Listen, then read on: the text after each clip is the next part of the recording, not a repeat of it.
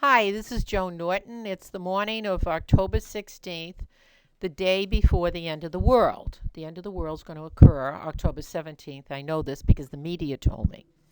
What I want to do is just sort of review what's happening in Washington. Many of you are aware of this, and really, I don't think anyone's really explained it well. I'm going to make an attempt at this. The information I got was from The Economist, which is an outstanding magazine, financial magazine, dated October 12th, 2013. And it puts into perspective exactly how we found ourselves in this mess. Here you have an enormous traffic jam, and you've got Uncle Sam in the middle. That's us taxpayers. And then you've got the Republicans on one side, and you've got the Democrats on the other, both pulling. Okay? But no one is getting anywhere. And of course, as we all know, they're all being paid while we're going through this mess. I want you a next slide and then some information. It seems like we've been every couple of months, every couple of years, we're going through this ringing of the fiscal cliff and the debt, and we can't pay our bills, and what's going on, and different political parties have their own political agenda, and what the heck is going on here? It never used to be that way. How come the last few years it was that way? Well, the thing is, it's interesting. According to The Economist, a young senator from Illinois in 2006 said on the Senate floor that raising the debt ceiling limits on how much the government may borrow was a hidden domestic enemy that robbed cities of investments, children of schools, and old people of their pensions. This was a senator from Illinois in 2006. And yes, you're right, that senator was Barack Obama. He did, in fact, vote against raising the debt because Bush was in the White House. And probably he did believe some of the things he did say here. I'm not going to say they didn't. But the problem is that we can't not pay our debt. It's sort of like saying, and I'll talk about this a little later, well, we can avoid paying bills and so what? Doesn't matter. It's sort of like saying, well, how do I really know gravity is there? I mean, maybe it's not there all the time. Okay? So let's talk about this crazy debt ceiling. Again, this is from The Economist. America has not defaulted on a loan since it discovered borrowing in 1790. Alexander Hamilton was the Treasury or the Secretary of the Treasury. The debt ceiling was introduced first as a way to finance the First World War. This was before 1917. The opposing party to the president, the Congress, usually always votes against raising the debt ceiling. And it's become a political football. And again, I quoted Barack Obama in the Senate, and George Bush was the president. And you're probably saying, geez, I don't remember this going on and on. I want to quote from a New York Times article in 1958. The spectacle that has been we've been putting up appears more and less regularly every year. It is back to haunt the administration again, wrote the New York Times. When do you think that was? That was back in 1958. So this kind of craziness has been going on for a while, but we've never come quite as close to the flame, the moth, as we are now. Here's some of the more recent situations that you've seen here on this slide about the economic uncertainty and what's been going on. Important point here to note is that what we're happening right now with this crazy, way over to the right, with this crazy situation, 2013, things like that are considered non-essential, like new medicine from the National Institute of Health and the food inspectors, they've stopped checking on meat and fish and things like that. Those are considered non-essentials, okay? Federal employees, as you know, have been laid off, basically. They've been on furlough, but laid off. They're not getting paid. How do you think that's going to make them feel. Are they going to want to go out and buy a car, or maybe thinking of having a big Christmas this year? Probably not. So even if you're not a federal employee, it has a domino effect. I noticed in the news that they were talking about some of the states, like Arizona, for instance, are paying the federal government to keep these national parks open. That's how the Grand Canyon is open, etc. Tennessee, where we have the Smoky Mountains and what have you, they're not doing that. And so you have a lot of small businesses. This is the height of their season when they have hiking and camping and all of that, the foliage. And those guys are just basically dying. They probably will be out of business, these small businesses and restaurants in that area, because the national parks in Tennessee and Kentucky are closed. Okay, in the state of Kentucky and Tennessee, at this point, has not paid the federal government to open them. Now, part of the problem, there's a company that does polling of Americans, and it's called the Pew, P-E-W, poll.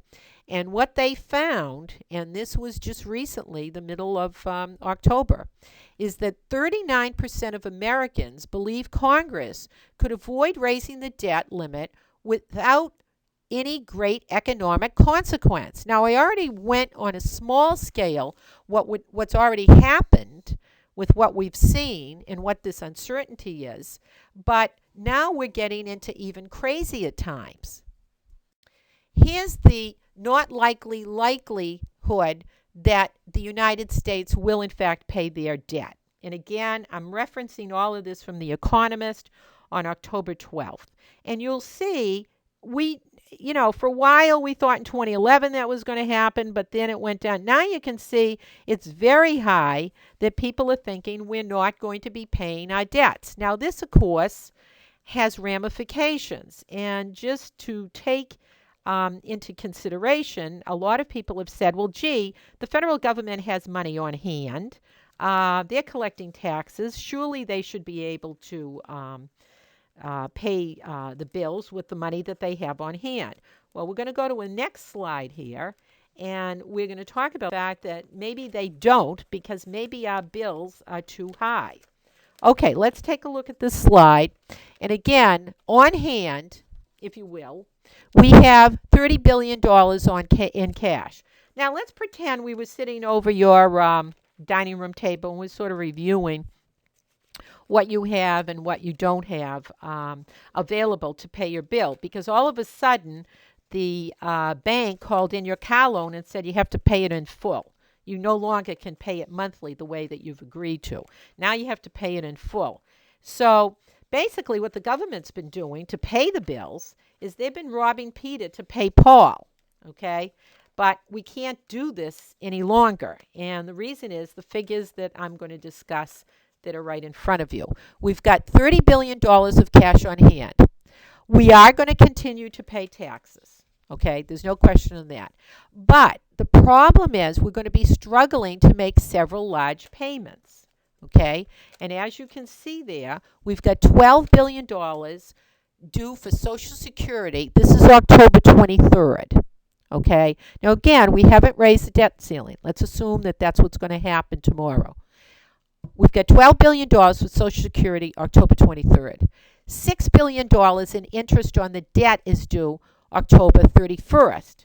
Now, what the government's been doing is shuffling money back and forth, the Treasury has, and this has been going on for a while, and it's running out of money, and it's no longer going to be able to borrow if, in fact, we don't raise the debt ceiling tomorrow, the 17th. Since May 19th, the Treasury has been using bookkeeping maneuvers to keep issuing debt and paying bills, okay? But as I said, October 17th, the game's over. All those taxes of moving money around and stuff will not be able to occur any longer. So what am I talking about interest on the debt? Interest on the debt is the interest on the savings bonds that some people have. But many, many, many countries used to think we knew what we were doing monetarily, and they would buy our larger bonds. $100,000 bonds, $1 million bonds. Some of the countries, you might remember, are China. So we're in a situation here where we've got 30 billion on hand, 12 billion for Social Security, 6 billion to China and others that have the debt.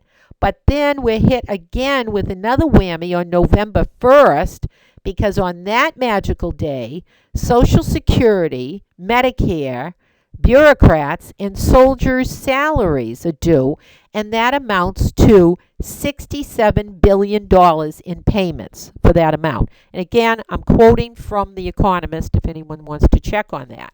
So if you add that all up, you can see we don't have any money. Now, the government will be forced to make a decision on who they should pay. Should they pay Social Security, or should they pay the debt, the interest on the debt with foreign countries? This is why people are saying that it's going to have a domino effect, because the Treasury is going to have to picking them among their creditors, again, Social Security, Medicare, and the debt interest, on who they're going to pay. They're going to have to prioritize. We've never done that. So that's why the foreign governments are so angry. That's why those of you that have seen this morning, the Chinese are so angry, because that money is due on that particular day. They don't want it a week or two later. They want it on that day, like it was promised. Many of you, when you have a CD due, you want the money due on that day. You don't want the bank to say, hey, give us a couple weeks, right? And how many times when we owe money on our American Express or MasterCard or Visa, do they give us time without charging some kind of surcharge because we're late in our payments? This is costing us money now because the full faith and credit of our dollars are questioned. And this could have a devastating effect on the world economy. But remember what I said, 39% of Americans said, well, doesn't matter, okay? Those are the people that probably don't believe in gravity. But this is an important situation, so important that the other day you saw Fidelity, their money market funds, which again are $1 a share, like all money market funds.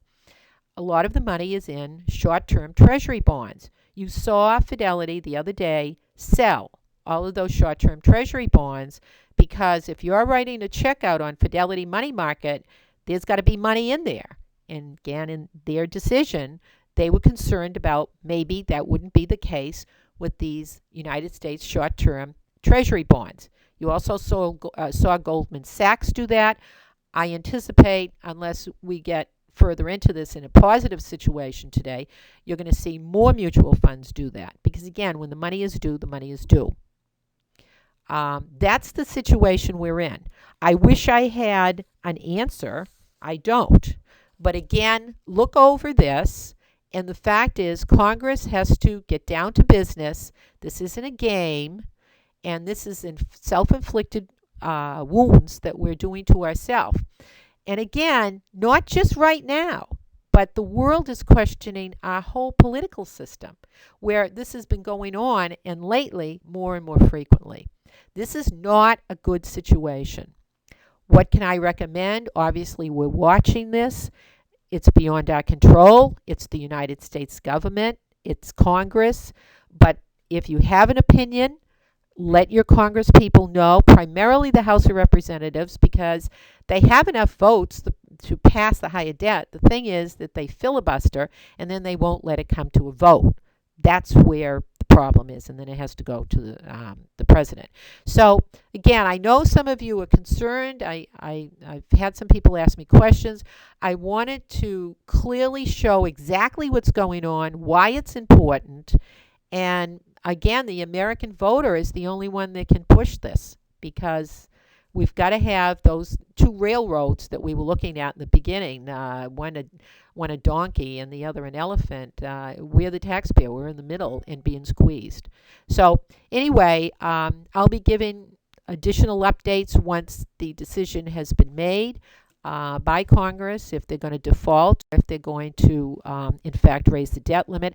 Hopefully, one theory was floated is, well, let's just kick the can down the road, which is basically what they've been doing, until the 22nd of November. Now, that's really great because Thanksgiving is right around then, and the biggest holiday for retailers is the day after Thanksgiving, as you know. This is when they make most of the money for the year. So, again, if we've got this uncertainty going on with the debt and whether or not we're going to pay our bills, it's not going to look well for people to go out and buy things for Christmas. And oh, yeah, that's right, all of the government workers that have been on furlough without pay.